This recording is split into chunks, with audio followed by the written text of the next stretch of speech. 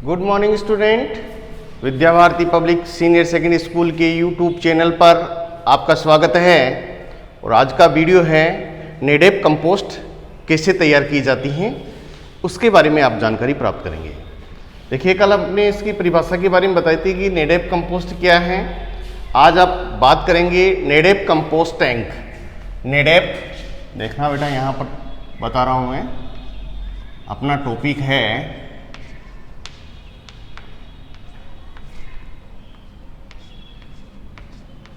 नेडेप, ये इसको न है, ये नेडेप कंपोस्ट टैंक। ये देखिए बेटा, नेडेप कंपोस्ट टैंक ये कैसे बनाया जाता है, कैसे नहीं बनाया जाता है, ये आपको जानकारी होनी चाहिए। देखिए बेटा, यहाँ पर अपन बात करते हैं नेडेप कंपोस्ट टैंक की। तो सबसे पहले आप लोग इसको समरी देखिए कि ईंट या नेडेप कंपोस्ट है, ईंट या पत्थर आदि से जमीन के ऊपर टैंक तैयार करते हैं या होदी तैयार करते हैं। जैसे अपना फरमा लगाकर पानी के लिए करते हैं ना, वैसा टैंक लगा तैयार करते हैं, है ना। इसके बाद में देखिए, टैंक का आकार आयताकार होता है। टैंक का आकार कैसा होता है? आयताकार होता है। इसके अंदर की लंबाई 10 फीट और चौड़ाई 6 फीट और ऊंचाई 9 फीट रखी जाती है। लंबाई गुना चौड़ाई गुना ऊंचाई। तो यहां पर कितना रखा हमने? 10 गुना 6 गुना 9 फीट। 10 गुना 6 गुना 9 फीट मीन्स 10 फीट लंबी या लंबाई और 6 फीट चौड़ी और 9 फीट क्या ऊंची होदी तैयार करते हैं। ठीक है। और उसका आकार कैसे लेते हैं हम? आयताकार, याद रखना। इसके बाद में देखना, इस टैंक की जो चारों दीवार है वो 9 इंच मोटी होनी चाहिए। इसकी जो दीवारें हैं वो कितनी मोटी होनी चाहिए? 9 इंच मोटी होनी चाहिए, ताकि वो गिरे नहीं। जब हम इसको भरेंगे ना तो इसके दाब से गिरने नहीं चाहिए। इस प्रकार से हम इतनी मोटी बनाते हैं। ईंटों की जुड़ाई मिट्टी से की जाती है। ईंटों की जो जुड़ाई है ना वो मिट्टी से की जाती है। केवल टैंक की जो ऊपर वाली जो ईंटें होती हैं वो सीमेंट से जोड़ी जाती हैं ताकि वो गिरे नहीं। ठीक है ना। अब इसके बाद में देखना, इसी के अंदर हवा के आवागमन के लिए टैंक की चारों दीवारों में 7 इंच चौड़े छेद छोड़े जाते हैं, जिससे उसका वायवीय उपस्थिति में किण्वन हो सके। ठीक है ना बेटा। अब इसके बाद में देखना बेटा, यहां पर टैंक भरने की विधि है। टैंक कैसे भरा जाता है?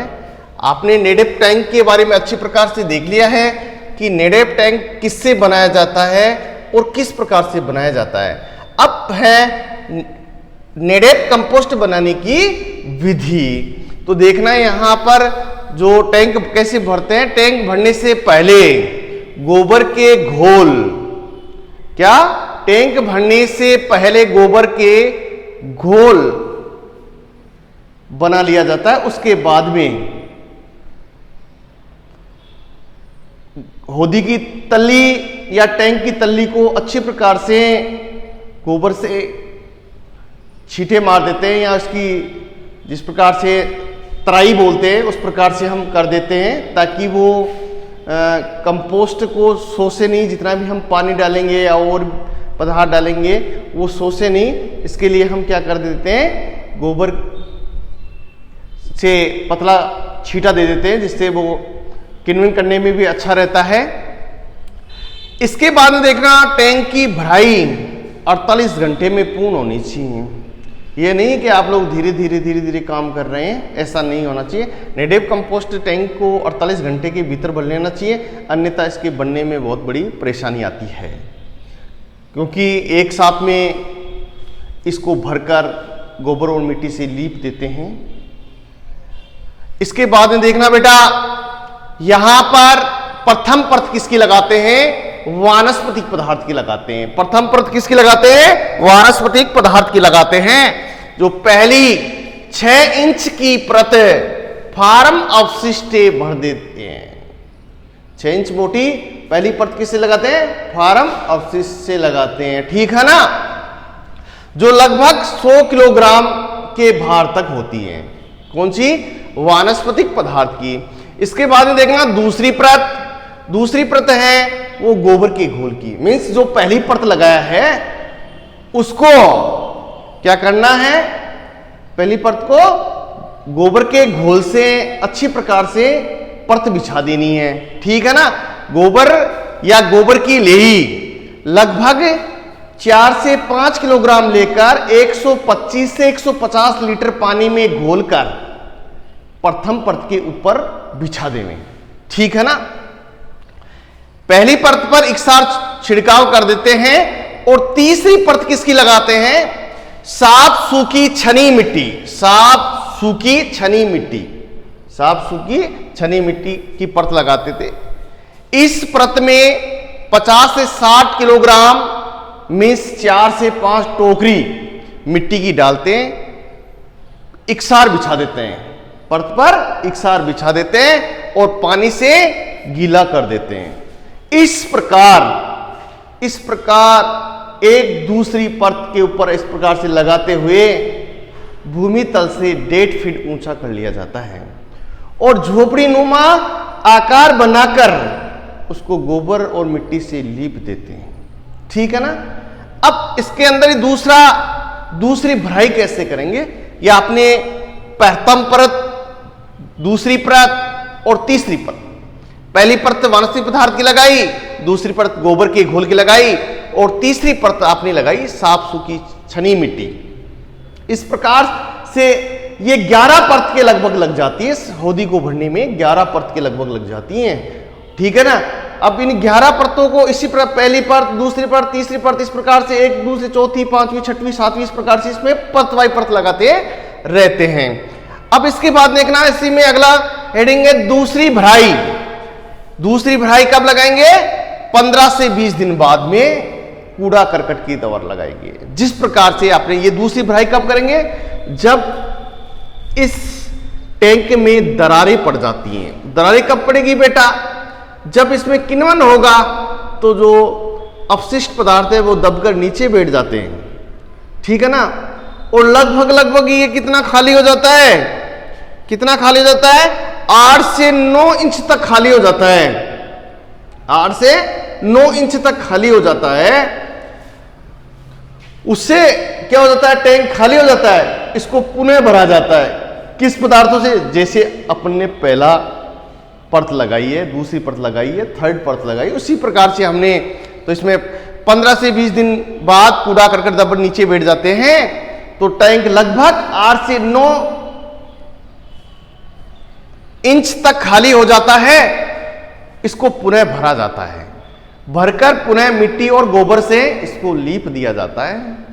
इस प्रकार से ये नेडेप कंपोस्ट बनाया जाता है, ठीक है ना बेटा। मैंने कल भी बात की थी कि इसमें किसी प्रकार की पलटाई की आवश्यकता नहीं होती है। एक बार और देख लीजिए आप लोग, नेडेप कंपोस्ट टैंक ईंट या पत्थर आदि से जमीन के ऊपर, देखना यहां पर ईंटें या पत्थर, ईंट या पत्थर आदि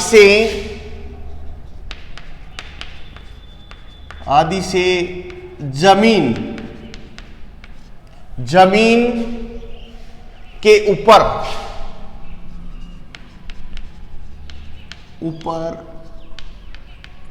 टैंक, कोष्टक में होदी कर सकते हैं आप, अपनी भाषा में होदी, टैंक तैयार की जाती है, तैयार की जाती है, ठीक है। इस टैंक का आकार आयताकार होता है। इस टैंक का आकार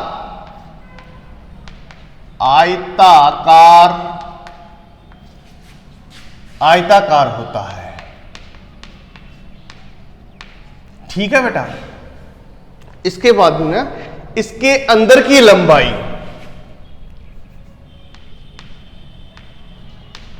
इसके अंदर की लंबाई 10 फीट। कितनी? 10 फीट।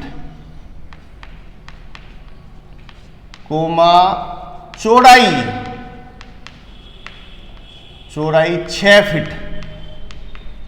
ठीक है। और ऊंचाई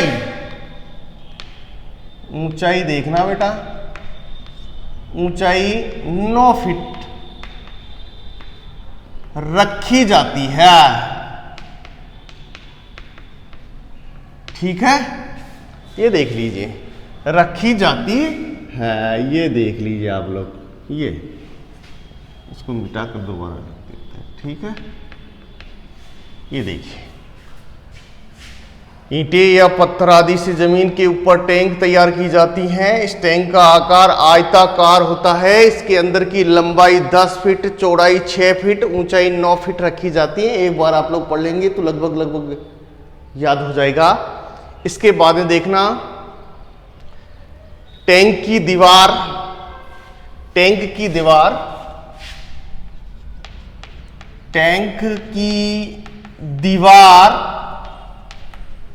9 इंच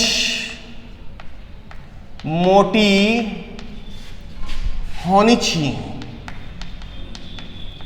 9 इंच मोटी होनी चाहिए। ठीक है ना बेटा। इसके बाद में देखना बेटा, ईंट की जुड़ाई मिट्टी से की जाती है, या ईंटों की जुड़ाई मिट्टी से की जाती है। टैंक की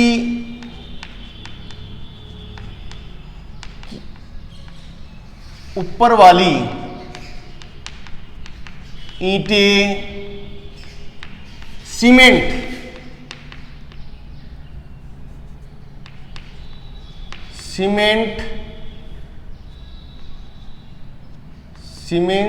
से जोड़ी जाती है ताकि टैंक गिरे नहीं।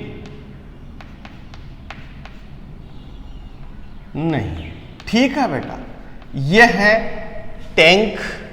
कंपोस्ट बनाने का टैंक है, उसके बारे में आपने जानकारी प्राप्त कर ली है कि ईंट या पत्थर से बनाया जाता है, लेकिन इसकी जुड़ाई मिट्टी से की जाती है। जो ऊपर वाली ईंट या पत्थर होते हैं उनको सीमेंट से जोड़ते हैं ताकि वो गिरे नहीं। ठीक है ना। इसके बाद में देखना, हवा के आवागमन के लिए हवा के आवागमन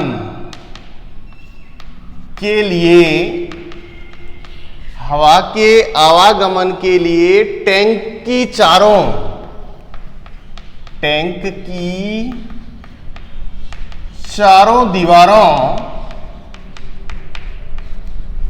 दीवारों में 7 इंच छिद्र छोड़ा जाता है। 7 इंच चौड़े, ये देख लीजिए, चौड़े छिद्र या छेद छोड़े जाते हैं। छेद छोड़े जाते हैं, ये देख लीजिए बेटा। क्योंकि जो नेडेव कंपोस्ट है, इट इज एक थ्योरी, इसको समरी बना रहे हैं हम कि ईंट या पत्थर आदि से जमीन के ऊपर टैंक होदी तैयार की जाती हैं। इस टैंक का आकार आयताकार होता है। इसके अंदर की लंबाई 10 फीट, चौड़ाई 6 फीट, ऊंचाई 9 फीट रखी जाती है। टैंक की दीवार 9 इंच मोटी होनी चाहिए। एक एक शब्द आपको बता रहा हूं, आप लिख भी सकते हैं कॉपी के अंदर, रफ कॉपी के अंदर। ईंटों की जुड़ाई मिट्टी से की जाती है, टैंक की ऊपर वाली ईंटें सीमेंट से जोड़ी जाती हैं ताकि टैंक गिरे नहीं। हवा के आवागमन के लिए टैंक की चारों दीवारों में 7 इंच चौड़े छेद छोड़े जाते हैं। ठीक है बेटा। अब इसके बाद में टैंक भरने की विधि क्या है? टैंक भरने की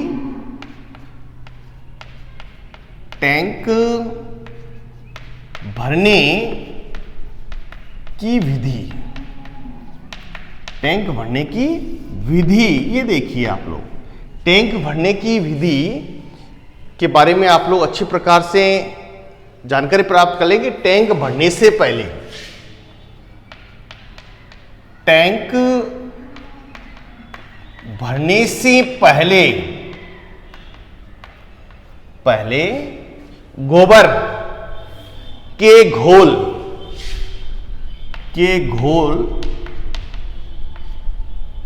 का छिड़काव कर देवे,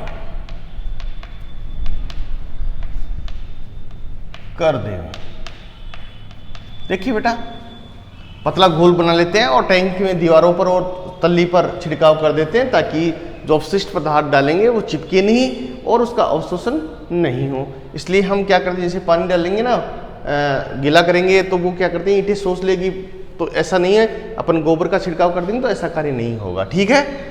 इसके बाद में देखना बेटा, टैंक की भराई 48 घंटे, टैंक की भराई 48 घंटे में पूर्ण कर लेवे, अन्यथा कंपोस्ट बनने में परेशानी आती है। ठीक है ना। इसकी भराई कितने घंटे में कर ले? 48 घंटे में। अब इसमें देखना प्रथम परत, ये देखना प्रथम परत, तो मैंने आपको बताया वानस्पतिक पदार्थ इसकी लगानी होती है। ठीक है। दूसरी परत, प्रथम परत हमने किसकी लगाई, किसकी बिछाई? वानस्पतिक पदार्थ की। किसकी लगाई? वानस्पतिक। तो पहले ये 6 इंच की परत, 6 इंच, यहां पर लिख देता हूं मैं, 6 इंच की पहली परत फार्म अवशिष्ट की लगाएं। ठीक है। 6 इंच की पहली परत, 6 इंच मोटी पहली परत किसकी लगाए? वानस्पतिक पदार्थ की या फार्म अवशिष्ट की बिछा देवे। ठीक है ना। और ये लगभग कितनी 100 किलोग्राम तक होती हैं। ठीक है। 100 किलोग्राम तक होनी चाहिए। दूसरी परत है, देखना दूसरी परत, एक एक शब्द देखेंगे तो अपने आप याद हो जाएगा बेटा। दूसरी परत गोबर के घोल, ठीक है। गोबर का घोल ऐसे कर सकते हैं, गोबर का घोल कर दो आप लोग, गोबर का घोल। ठीक है। इस परत पर गोबर का घोल छिड़काव कर दें। ठीक है। किस परत पर? पहली परत पर। तो ये देखना आप लोग, ये लगभग कितना 4 से 5 किलोग्राम। ठीक है। 4 से 5 केजी कितने पानी में? 125 से 150 लीटर पानी में घोलकर छिड़काव कर देवे या एकसार फैला देवे। ठीक है।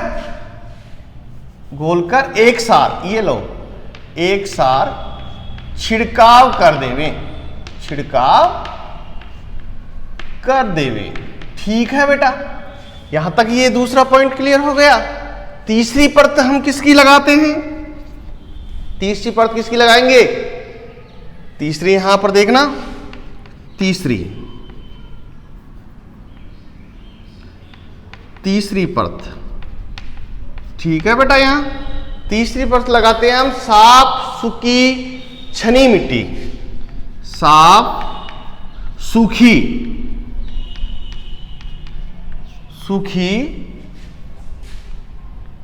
छनी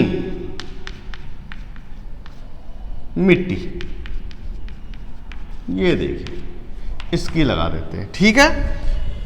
लगभग कितनी कितनी मिट्टी होनी चाहिए? 50 से 60 किलोग्राम। कितनी? 50 से 60 किलोग्राम। ठीक है, किसकी तीसरी पद किस लगा दी?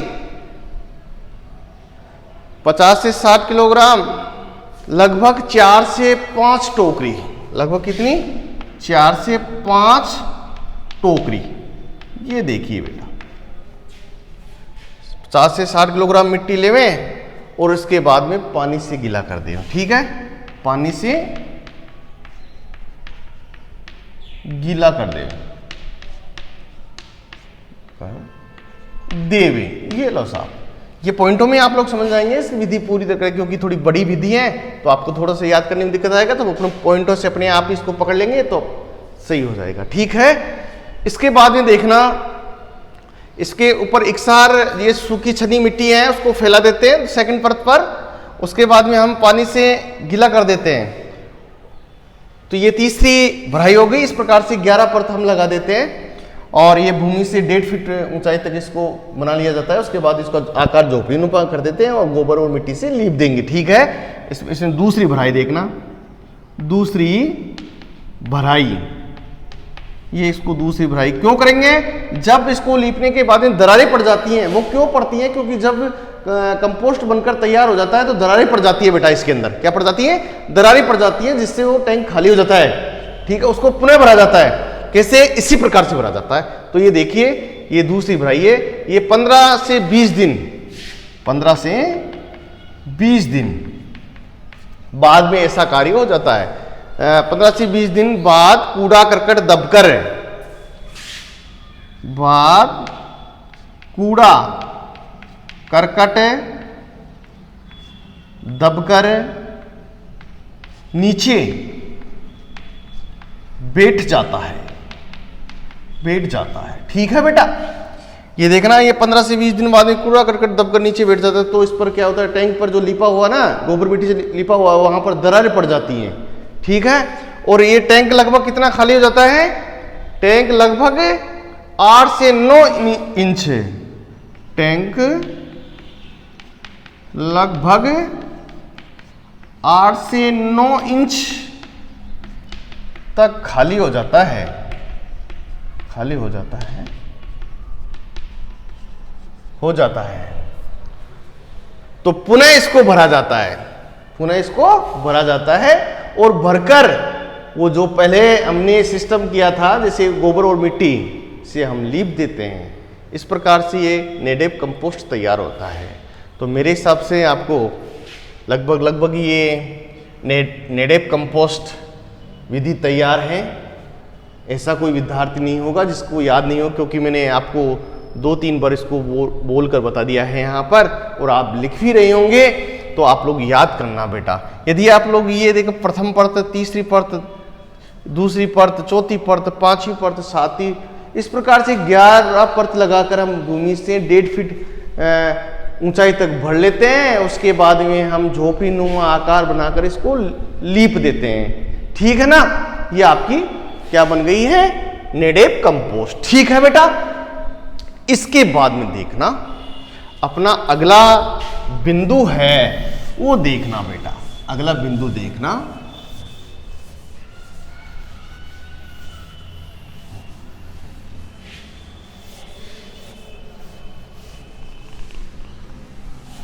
ये देखिए, अगला बिंदु के बारे में अपन बात करते हैं।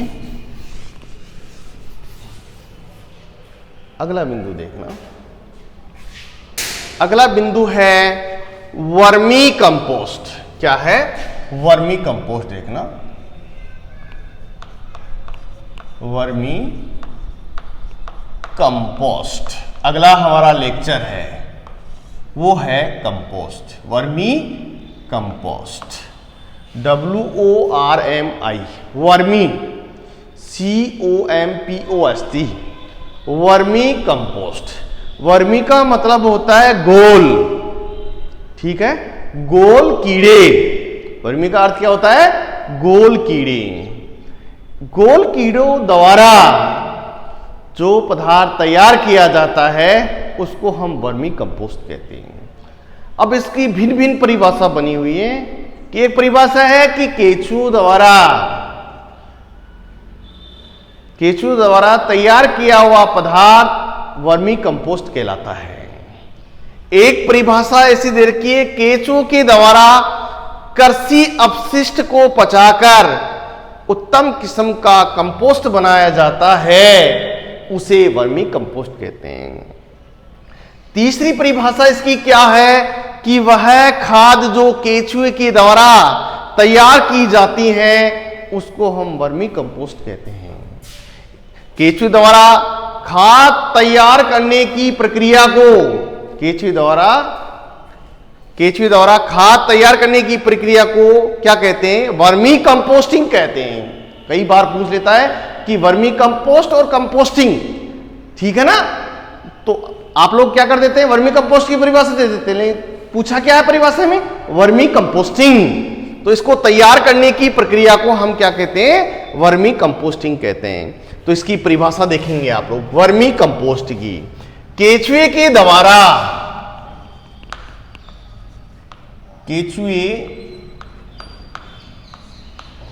द्वारा फार्म या कृषि अवशिष्ट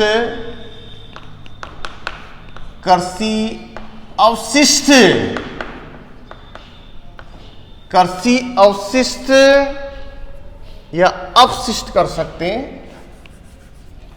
कृषि अपशिष्ट, ये देख लीजिए, कृषि अपशिष्ट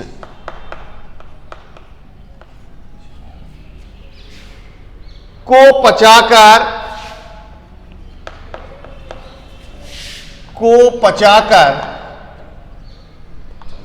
क्योंकि ये पूरी तरह से कार्बनिक पदार्थ होगा तो ये कार्य करता है। पचाकर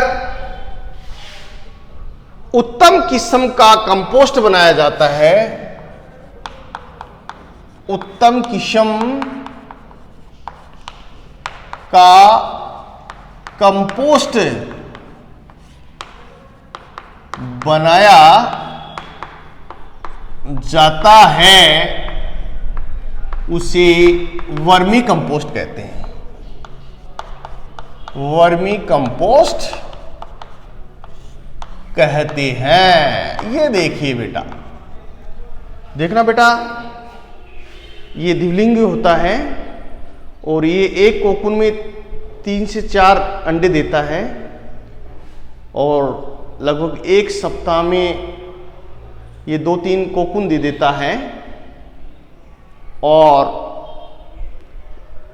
6 एक स्वस्थ जो केचुआ होता है 6 माह में ये 250 केचुए पैदा कर देता है। कितने? 250 केचुए पैदा कर देता है एक वयस्क केचुआ, ठीक है। और ये सप्ताह में कोकून देता है। एक कोकून में 3-4 अंडे होते हैं जिससे केचुए उत्पन्न होते हैं। तो यहां पर देखना, केचुए के द्वारा कृषि अपशिष्ट को पचाकर उत्तम किस्म का कंपोस्ट बनाया जाता है, उसे वर्मी कंपोस्ट कहते हैं, ठीक है बेटा। इसके बाद देखना, एक परिभाषा और है इसकी,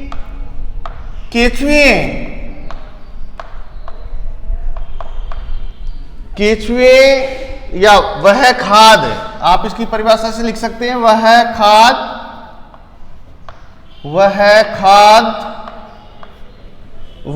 खाद जो केचुए के द्वारा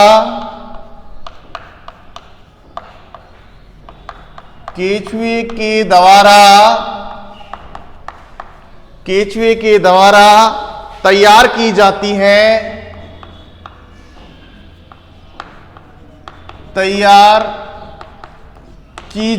है, उसे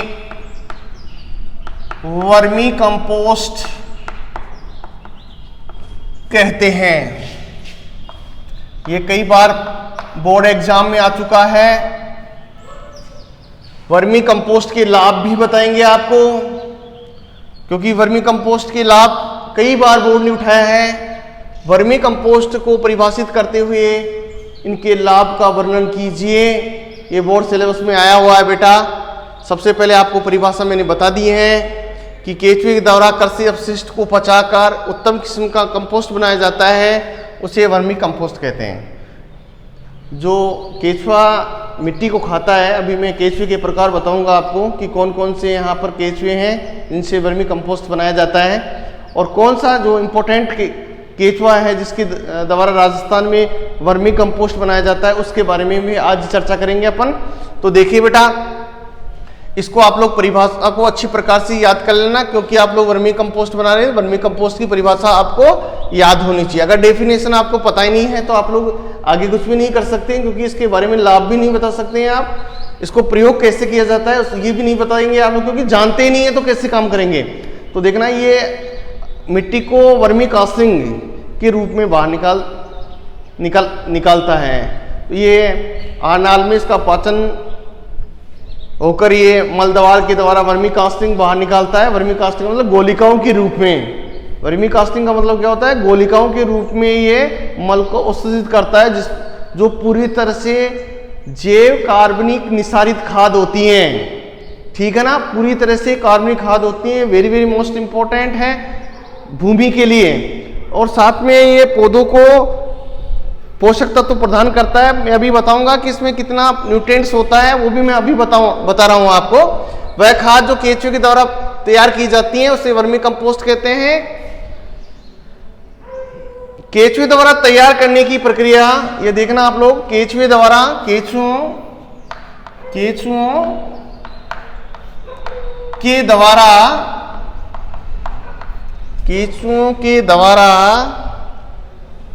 खाद तैयार करने की प्रक्रिया को वर्मी कंपोस्टिंग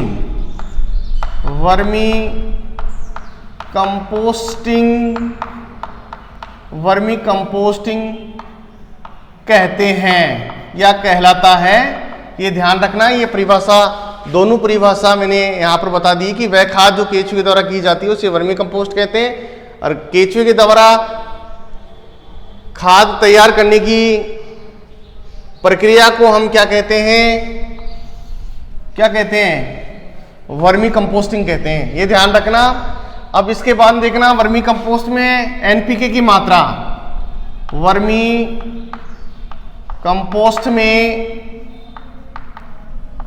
कंपोस्ट में पोषक तत्वों की मात्रा, तो यहां पर देखना एन, पी और के यहां पर मैं बता रहा हूं। ये कई बार जेट में भी पूछा हुआ है कि वर्मी कंपोस्ट में एनपी की मात्रा पाई जाती है। नाइट्रोजन पूछ सकता है, फास्फोरस पूछ सकता है, पोटेशियम पूछ सकता है। ये बहुत छोटे छोटे प्रश्न जेट में पूछता है। तो देखना बेटा, यहां पर आप लोग जो जेट की तैयारी करने वाले स्टूडेंट है वो भी अच्छी प्रकार से वीडियो को अच्छी प्रकार से देखें। तो यहां पर देखना, नाइट्रोजन 1.2 से 2.5% तक पाया जाता है नाइट्रोजन, और देखना 1.6 से 1.8% फास्फोरस पाया जाता है, और पोटेशियम है 1.0 से 1.5%, 1% से 1.5% तक पोटेशियम पाया जाता है। वेरी वेरी मोस्ट इंपॉर्टेंट है। यदि कोई किसान इसको भूमि में उपयोग करता है तो भूमि उपजाऊ बनी रहती है। एक इससे वर्मी वाष्प भी बनाया जाता है जो आपके सिलेबस में नहीं है। तो ये देखना, वर्मी वाष्प भी क्या करते हैं, इसके जो वर्मी कंपोस्टिंग जो शेड होता है, वर्मी शेड होता है, उसके नीचे क्या कर देते हैं, हम पाइप लगा देते हैं, और उसके मलमूत्र का जो उसका पसीना है वो बूंद बूंद करके गिरता है, उसको जो लिक्विड के रूप में आता है, इस लिक्विड को हम पानी के साथ में भूमि में बहा देते हैं, इसमें बहुत सारे न्यूट्रिएंट्स प्राप्त होते हैं। तो ये ध्यान रखिए बेटा, यहाँ पर वर्मी कंपोस्ट में जो पोषक तत्व है, न्यूट्रिएंट है, वो आप इसकी जानकारी प्राप्त कर लेना। जैसे नाइट्रोजन है, फास्फोरस है, पोटेशियम है। नाइट्रोजन इसमें 1.2 से 2.5% पाया जाता है, और फास्फोरस है वो 1.6 से 1.8% पाया जाता है, और पोटेशियम 1 से 1.5% तक पाया जाता है। अब इसके बाद है ना केचुए के प्रकार, देखना केचुए के प्रकार देखना कि कितने प्रकार के केचुए होते हैं। ये 3 प्रकार के होते हैं। केचुए कितने प्रकार के होते हैं? 3 प्रकार के। देखना, ये पहला केचुआ है जिसका नाम है एपीजी के, क्या है? एपीजी के, ध्यान रखना एपीजी के केचुआ जो हमारे राजस्थान के लिए भी बहुत बढ़िया है। तो देखना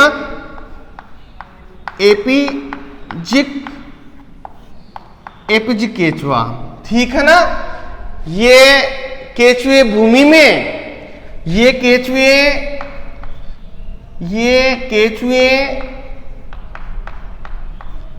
भूमि में 1 मीटर की गहराई पर रहते हैं, ठीक है बेटा। ये कृषि अपशिष्ट को अधिक खाते हैं, ये कृषि अपशिष्ट को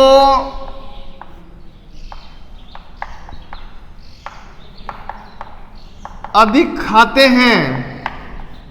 देखिए बेटा यहां पर जो जितने भी जो जीव हैं पृथ्वी पर, उनकी सभी की अलग अलग हैबिट होती है कि वो किस प्रकार से अपना जीवन यापन करता है। जितने भी जीव हैं, आप लोग मनुष्य तक भी ले सकते हैं आप, क्योंकि जीव हैं अपन भी।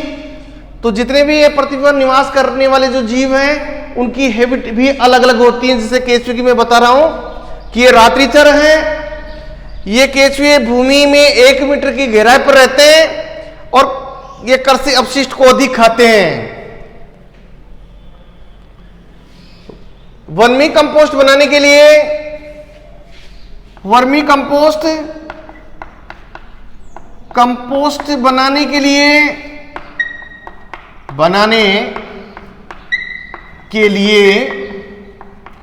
वर्मी कंपोस्ट बनाने के लिए इन्हीं केचुओं का उपयोग किया जाता है। इन्हीं केचुओं का उपयोग किया जाता है, जो भी मैं बात कर रहा था। इसके बाद में देखना बेटा, जैसे मैं केचुए का नाम बता रहा हूं, जैसे आइसिनिया, क्या है? आइसिनिया फोइटिडा। आइसिनिया, इस केचुए का जूलॉजिकल नेम है आइसिनिया फोइटिडा। फोइटिडा, ये देखना आइसिनिया फोइटिडा, जो राजस्थान के लिए उपयुक्त है। राजस्थान के लिए उपयुक्त या उपयोगी होते हैं। वेरी वेरी मोस्ट इंपॉर्टेंट है। इसी से राजस्थान के अंदर कौन से प्रजाति से? आइसिनिया फोइटिडा नामक केचुए की प्रजाति है, जो राजस्थान में वर्मी कंपोस्ट बनाया जाता है। इस प्रजाति के द्वारा राजस्थान में वर्मी कंपोस्ट बनाया जाता है, जिसका नाम है एपीजी केचुआ, जिसमें प्रजाति क्या बताई हमने? आइसिनिया फोइटिडा। ठीक है, दूसरा केचुए की बात करते हैं हम। दूसरा केचुआ है एंडोजिक। दूसरा केचुआ क्या है? एंडोजिक है। दूसरा केचुआ देखना बेटा,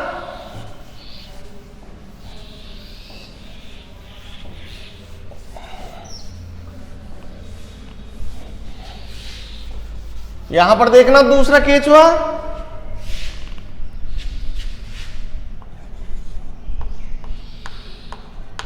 एंडोजिक। ये केचुए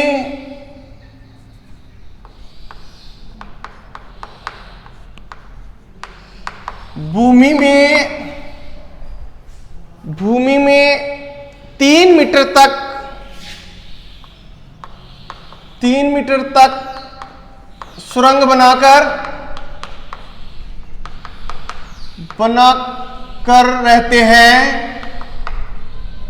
रहते हैं। ये कृषि अपशिष्ट को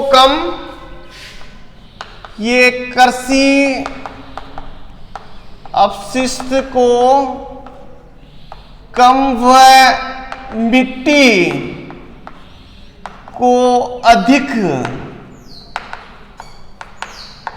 खाते हैं। ठीक है ना? ये केचुए जल निकास, ये केचुए भूमि में जल निकास के लिए उपयोगी रहते हैं। ये देखिए बेटा, मैंने आपको यहां पर एपिजिक एंडोजिक केचुए के बारे में यहां पर बताया है, इसकी हैबिट कैसे होती है। इसके बाद में तीसरा है डायोजिक, तीसरा केचुआ है डायोजिक।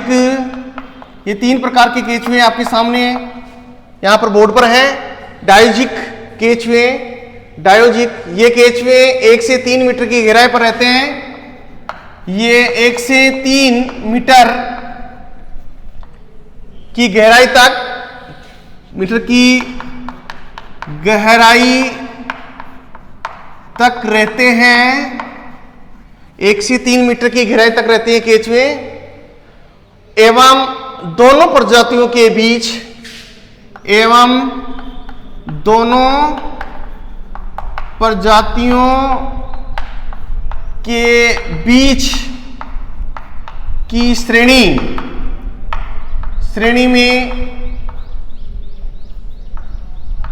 में आते हैं। ये देखिए बेटा, इसके बाद में यहां पर डायोजिक केचुए देखें, ये 1 से 3 मीटर की गहराई तक रहते हैं एवं दोनों प्रजातियों के बीच की श्रेणी में आती है। दोनों कौन कौन से? एपिजिक और एंडोजिक, दोनों प्रजातियों के बीच की श्रेणी में ये केचुआ आता है। और ये देखना बेटा, इसके बाद में हम वर्मी कंपोस्ट बनाने की विधि है, लाभ है, जो हम इसके बारे में कल बात करेंगे। तो मैं आशा करता हूं कि आज का वीडियो आपको अच्छा लगा होगा। इसके लिए आप लाइक करना, कमेंट करना और वीडियो को ज्यादा से ज्यादा शेयर जरूर करना। धन्यवाद।